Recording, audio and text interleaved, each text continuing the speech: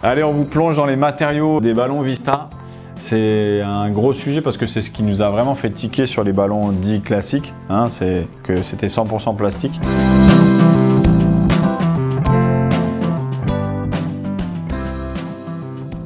On vous plonge dans un ballon, on vous plonge dans ce qu'il y a dans un ballon Vista. Concrètement, pour fabriquer un ballon, vous allez avoir besoin de deux choses, des panneaux et de la vessie, donc la partie orange qui est à l'intérieur.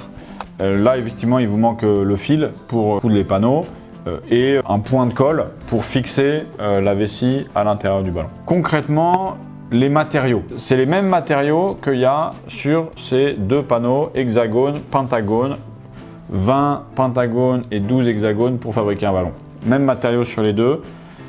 Sur un ballon Vista, ça donne quoi? Je ne sais pas si vous voyez bien. Le matériau principal, c'est le déchet. C'est ça que c'est beaucoup pour ça qu'on existe. C'est la partie vraiment à l'intérieur, donc qui ne se voit pas quand on regarde le ballon. C'est du cuir qui est récupéré par des tanneries locales au Kenya. Et en fait, au Kenya, comme pas mal de pays d'Afrique, c'est pas mal. Enfin, c'est des décharges de beaucoup de choses. Des décharges de voitures, des décharges d'avions.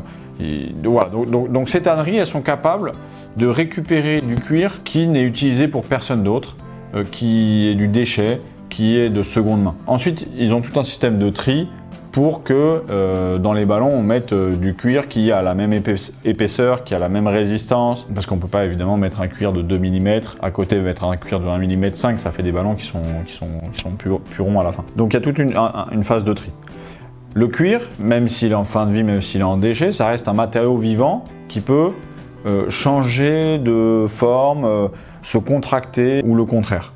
Et donc pour qu'il soit un peu plus solide, on va mettre à l'intérieur, on va apposer, on va coller une toile de coton qui est en fait pas 100% coton, qui est coton plus polyester, 35% coton, 65% polyester.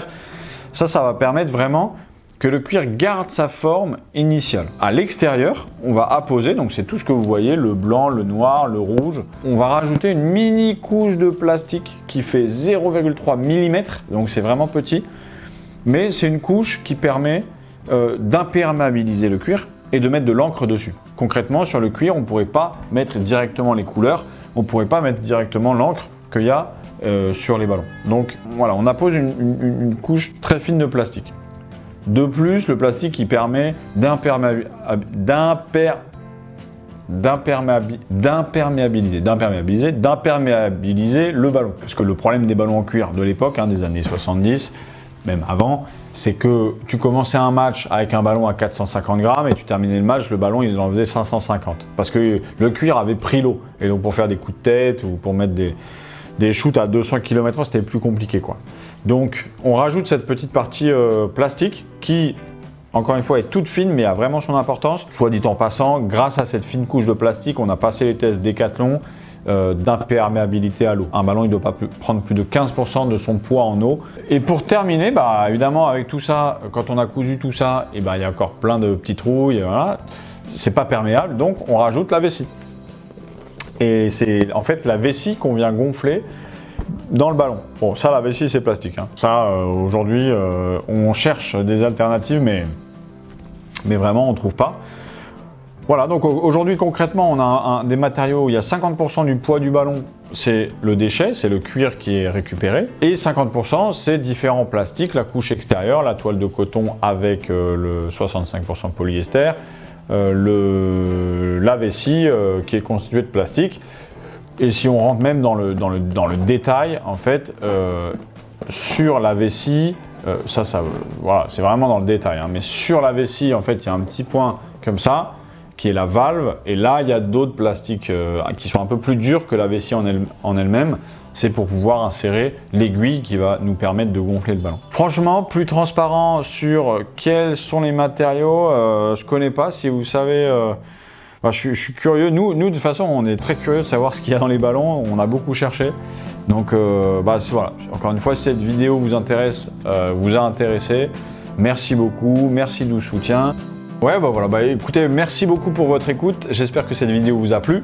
Si elle vous a plu, n'hésitez pas à mettre un petit like ou un commentaire.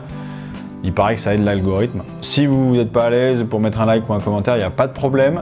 Mais n'hésitez pas à partager cette vidéo à des personnes qui s'intéressent au ballon, à des personnes qui sont sensibles à la transparence qu'on met dans les ballons qu'on vous propose. On se retrouve pour la prochaine vidéo. Salut!